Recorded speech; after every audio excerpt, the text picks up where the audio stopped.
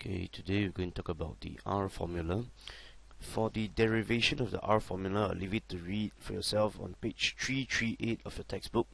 So today I'm just going to tell you how I memorize the formula.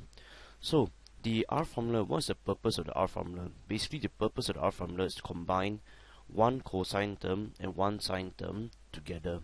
So how the R formula works depends on which term is in front. For example, if you leave a cosine theta, the cosine term is in front. Okay, when you combine the cosine term and the sine term, you'll form a cosine term. So cosine is in front, you'll form a R cosine term. Similarly, if you have a sine term in front, you'll form a R sine term.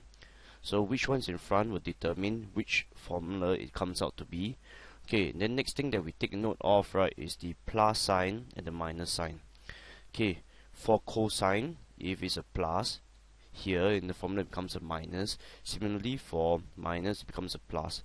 For the sine one, as you can notice, I written out in purple. Plus will follow plus, minus will follow minus. Okay, finally, how do we get R? Okay, for the R value, the derivation, as I say, you can go and look at it on yourself on page 338.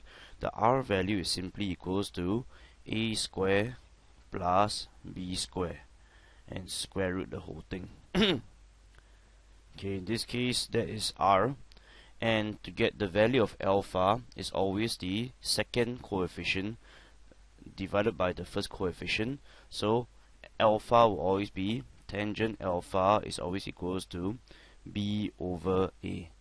Second coefficient divided by the first coefficient, and that is that for the R formula. So this is how to memorize the R formula, and this is how you find R and how you find tangent alpha. In the next video we'll talk about certain examples on the use of the R formula.